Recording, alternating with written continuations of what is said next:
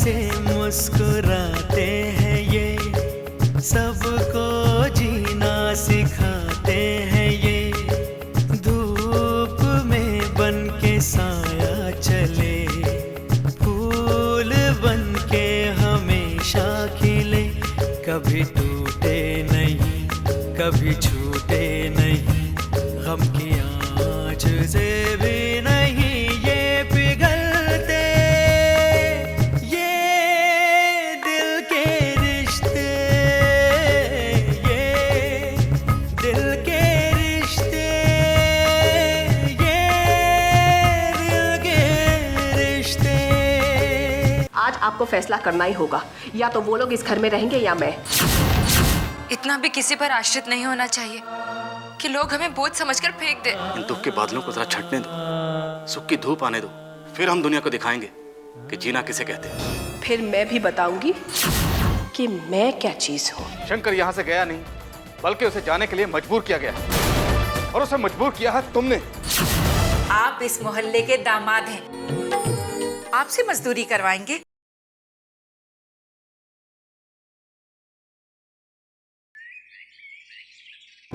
दिवाकर, अपने सारे सोर्सेस का इस्तेमाल करो और पता लगाओ कि शंकर कहाँ है। वो 40 गांव नहीं गया, वो यहीं है। उसका मोबाइल भी बंद है, या शायद उसने अपना नंबर बदल लिया है। दिवाकर, तुम्हें शंकर का पता लगाना ही होगा। हाँ, जल्दी। सुनिए, मैं आप दोनों भाइयों के बीच नहीं आना चाहती, मगर इतना जरूर कहूंगी कि शंकर की चिंता में आप अपना बीपी मत बढ़ाइए। कैसे ना बढ़ाऊं अंतरा, शंकर के पास है ही क्या? ऊपर से अब्दुल्ला की 2 बच्चों की जिम्मेदारी है, ना नौकरी है उसके पास और ना ही। क्या मैंने उससे घर छोड़ के जाने को कहा था? अरे मैं तो उसे कितना रोकती रही, मगर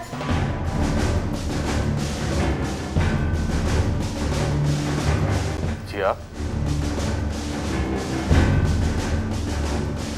माफ कीजिए, मैं बिना बुलाए ही आ गई। मेरा नाम मिताली है, मैं लल्लन चाचा की भतीजी हूँ।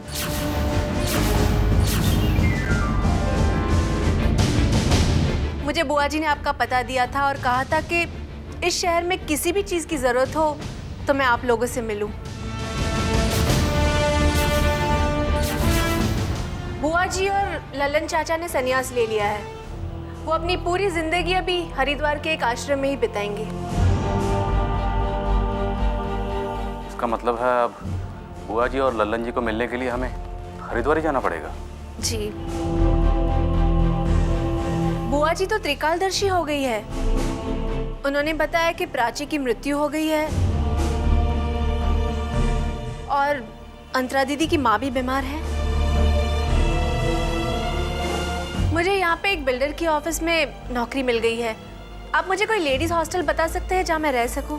इतना बड़ा घर है, आपको हॉस्टल में रहने की क्या जरूरत है? अब ये नई मुसीबत कहाँ से आके खड़ी हो गई?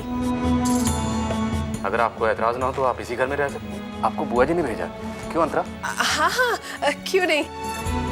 अंतरा, इन्हें गेस्ट रूम में ले जाओ। जी जी जरूर, आप आइए ना मेरे साथ। जी धन्यवाद।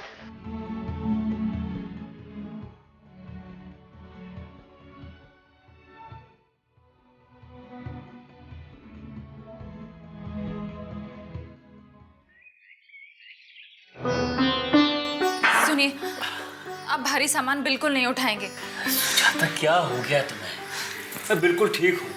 डॉक्टर तो यूं ही डराते रहते हैं। मैं जो कहती हूँ वो आपको सुनना पड़ेगा।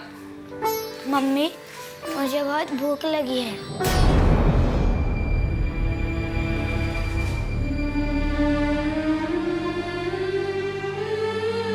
धीरज रखो बेटा, अभी अभी तो इस घर में आए हैं। मैं अभी खाने का इंतजाम करती हूँ। तुम बंटी, सबा और आफरीन के साथ जाकर खेलो, ठीक है? बंटी, सबा और आफरीन को भी भूख लगी है। थोड़ा सा सब्र करो अतुल, मैं इंतजाम करती हूँ बेटा।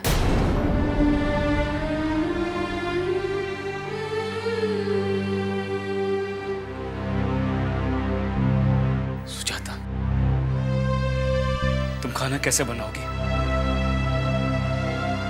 सामान भी नहीं है हमारे पास, और ना ही आप ये मंगलसूत्र बेच दीजिए।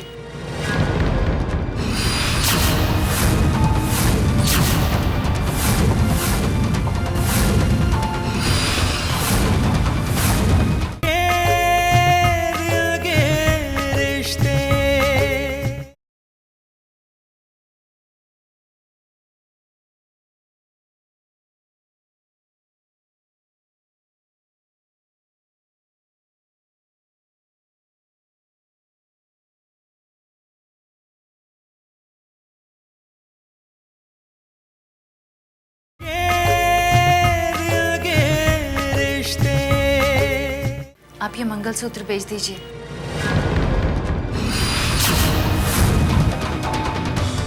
मंगलसूत्र? ये मंगलसूत्र आपसे और बच्चों से बढ़कर तो है नहीं। इसके जरिए अगर आपकी और बच्चों की भूख मिट जाए तो इससे अच्छी बात और क्या हो सकती है। तुम्हारी कमर आपा के रहते हुए तुम्हारा मंगलसूत्र बिक जाए, इससे बुरी बात क्या हो सकती है। जब तक तुम्हारी आपा जिंदा है ये नौबत कभी नहीं आएगी। मंगलसूत्र एक सुहागन की शान होती है, इसे उतारने का कभी सोचना भी मत। मैं तुम लोगों के लिए नाश्ता लेकर आई हूँ, खाना बन रहा है, राशन का इंतजाम करती हूँ। हाँ? आपा, आपका ये एहसान हम... ये एहसान वहसान की बात करके मुझे छोटा मत करो। अगर आपा कहा है तो आपा का मान रखना भी सीखो। चलो छोड़ो इन बातों को। अच्छा ये बताओ, सबा और आफरीन के अम्मी अब्बू कहाँ हैं? भगवान भी कभी कभी कितना निर्दयी हो जाता है आपा। इन मासूम बच्चियों के पिता को उसने इनसे छीन लिया। इनकी माँ ये सदमा बर्दाश्त नहीं कर पाई और पागल हो गई और आज पागल खाने में है। इन बच्चियों की परवरिश अब हम लोग कर रहे हैं। ये सब अल्लाह की मर्जी है। शायद वो चाहता है कि इन दोनों बच्चों की परवरिश तुम्हारे हाथों हो। आपा, इसमें हमें आपकी भी मदद की जरूरत होगी। हाँ, मैं इनकी परवरिश इनके धर्म के अनुसार करना चाहता हूँ। मैं हर कदम पर तुम दोनों के साथ हूँ। मैं सुबह शाम बच्चों को अरबी की तालीम देती हूँ। इन बच्चियों को भी मेरे पास पढ़ने के लिए भेज दिया करो। मैं सब बच्चों को पढ़ाऊंगी।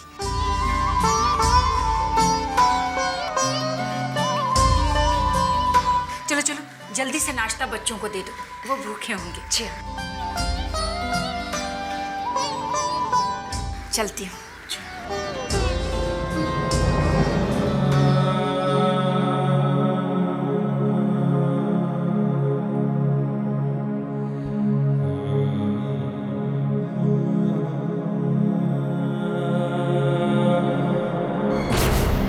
सबको तो मैंने निकाल दिया, अब ये कहां से आ गई मुफ्त की रोटियां तोड़ने।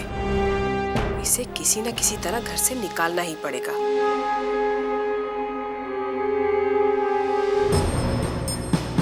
अंतरा दीदी, आप यही सोच रही है ना कि आप मुझे घर से कैसे निकालेंगी? तुम्हें कैसे पता कि मैं यही सोच रही हूँ? मुझे सब पता है। मुझे बुआ जी ने भेजा है आपकी परेशानियों का हल निकालने के लिए। क्या मतलब? आपकी परेशानी ये है कि शंकर जब तक इस शहर में रहेगा तो कभी भी आपके पति से मिल सकता है और वसीयत का राज कभी भी खुल सकता है।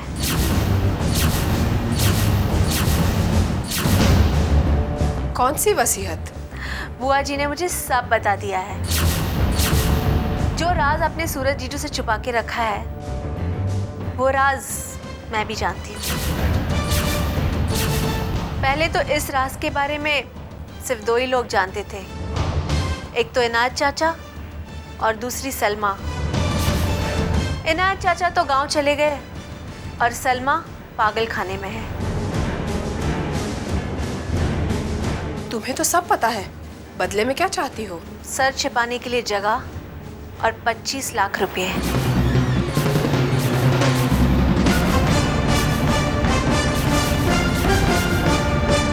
हाँ, वो तो मैं दे दूंगी, लेकिन मैं तुम्हारा यकीन कैसे करूं?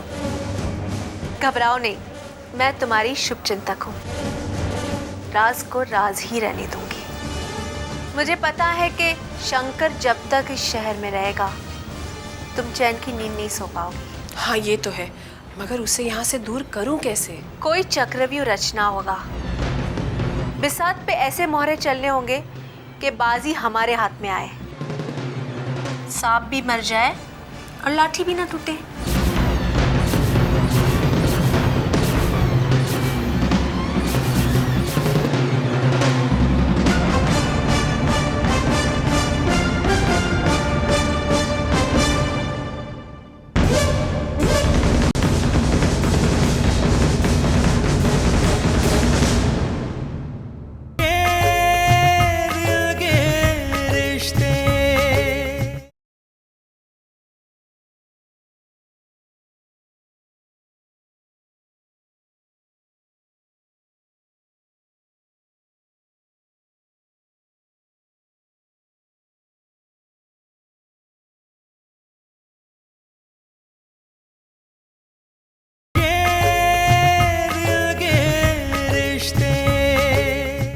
माफ करना, थोड़ी देर हो गई।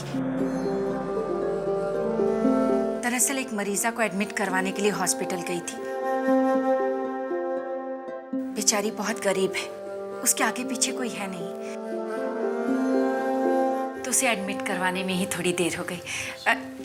ये कुछ राशन का सामान लाई हूँ।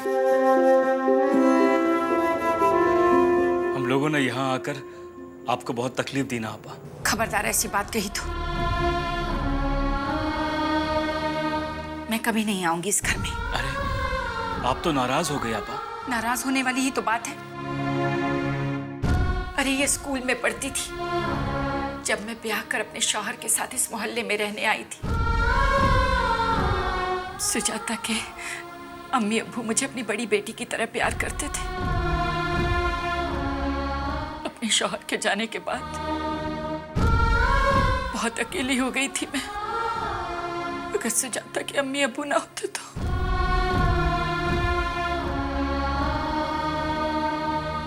आपा, आप ही के भरोसे तो मैं यहाँ आई हूँ। अगर आप ही रूठ गई तो हमारा क्या होगा? तुम लोगों के अलावा मेरा है ही कौन?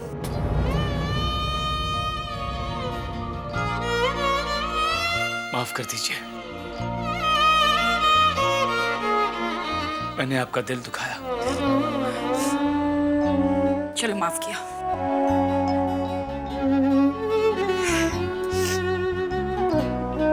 तुम टेक्सटाइल मिल में काम करते थे ना? जी। मैं तुम्हारी नौकरी का कुछ इंतजाम करती हूँ। अब चलती हूँ, बहुत देर हो गई। खुदा हाफिज।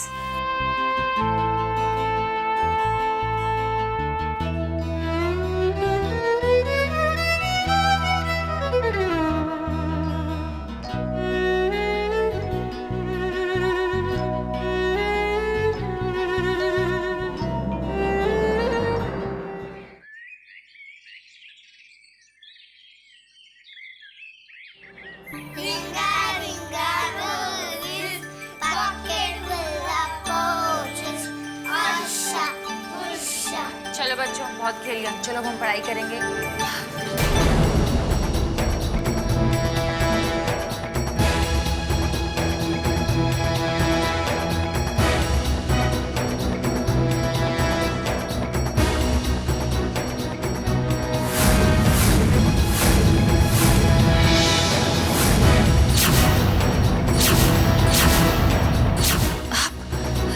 ये तो घर पर नहीं है। नहीं है तो क्या हुआ? मुझे उनसे कोई मतलब नहीं। मैं मरूम अब्दुल्ला की बेटियों को ले जाने आया। क्यों? आप इन्हें क्यों ले जाना चाहते हैं? आपको क्या हक है अब्दुल्ला की दोनों बेटियों को यहाँ पर रखने का और ये सवाल मुझसे पूछने का? एक मुसलमान की बच्चियां एक हिंदू के घर में कभी नहीं पल सकती। मैं इन दोनों को यहाँ से ले जाने आया हूँ। कहाँ ले जाना चाहते हैं इन्हें? खबरदार, जो आपने इन्हें हाथ भी लगाया तो। इन बच्चियों को हम अपने माशरे में पालेंगे।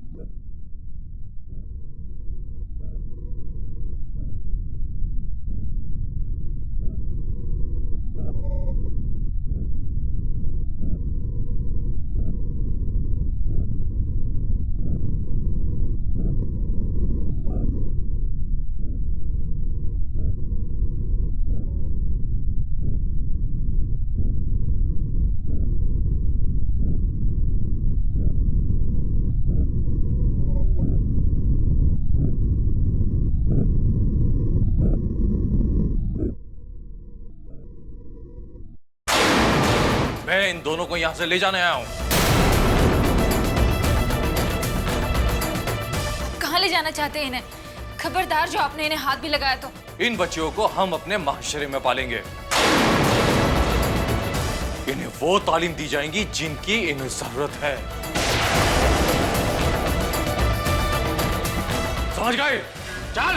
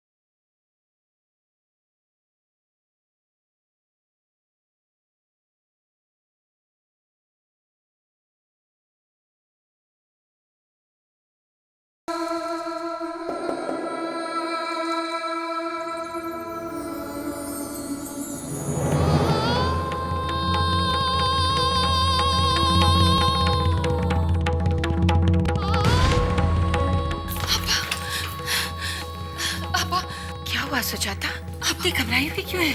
वो मौलवी साहब जबरदस्ती सबा और आफरीन को अपने साथ लेकर चले गए। ये क्या कह रही है सुजाता? कौन मौलवी साहब? सबा और आफरीन को क्यों ले गए?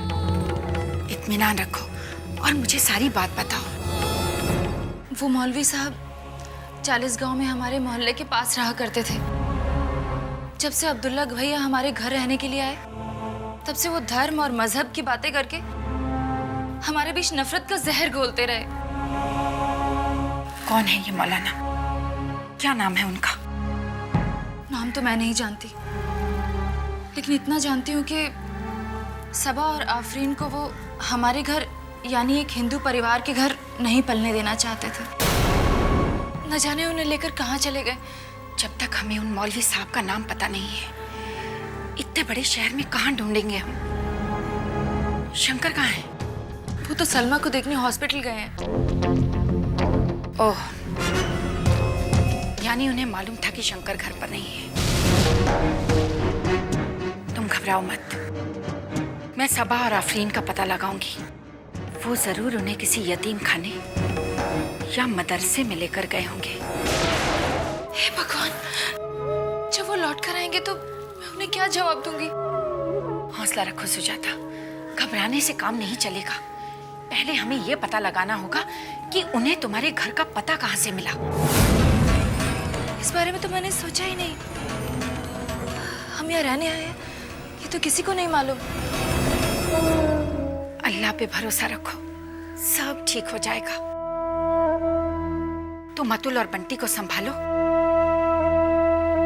मैं सबा और आफरीन का पता लगाती हूँ।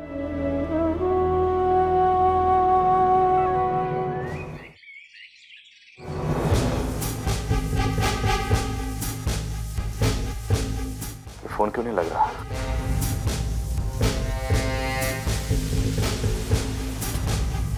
ये किसे बार बार फोन लगाकर परेशान हो रहे हैं आप? दिवाकर को फोन लगा रहा हूँ, शंकर का कुछ पता नहीं चल रहा है। एक बात कहूँ, बुरा मत मानिएगा। इस शहर में अगर कोई किसी से जानबूझकर मिलना नहीं चाहता हो तो एक ही इलाके में रहने के बावजूद बरसों तक मुलाकात नहीं होती। और फिर शंकर ने हमारा घर तो देखा ही है। अगर वो आपसे वाकई मिलना चाहता तो कम से कम फोन कर लेता या घर आ जाता। उसका फोन डिस्कनेक्ट है, उसके पास पैसे भी नहीं है। बहुत परेशान होगा। हे भगवान, कहाँ ढूंढूं मैं अपने भाई को? अगर वो भी आपसे मिलने के लिए आप ही की तरह बेचैन होगा तो जरूर फोन करेगा। शंकर ने तुम्हें बताया नहीं कि वो कहाँ जा रहा है? नहीं, मैंने उससे पूछने की बहुत कोशिश की, मगर उसने तो जैसे मुझसे ना बोलने की कसम खाई हुई थी। अंतरा, ये सलमा को किस मेंटल हॉस्पिटल में रखा गया है?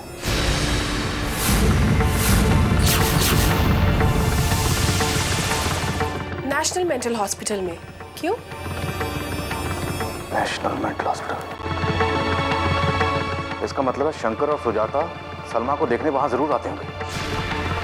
अंतरा, उस हॉस्पिटल से हमें शंकर का पता चल सकता है। बड़ा मेंटल हॉस्पिटल का पता पूछ रहा है। ये अपने भाई के पीछे इसी तरह पागल रहा तो इसे भी एक दिन मेंटल हॉस्पिटल ही भेजना पड़ेगा।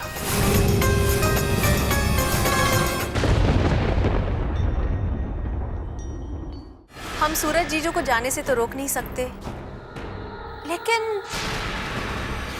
लेकिन क्या? चुप क्यों हो गई? सलमा की जबान को खामोश तो कर ही सकते हैं ना। शाम होने को आई है बेटा, तुम दोनों ने कुछ नहीं खाया, थोड़ा सा खाना खा लो। पहले सबा और आफरीन को ले आओ, फिर हम खाना खाएंगे। मैं अपने दोस्त के जिगर के टुकड़ों को अनाथ आश्रम में पलने नहीं दूंगा। मैं आपकी पेशेंट सलमा शेख से मिलना चाहता हूँ।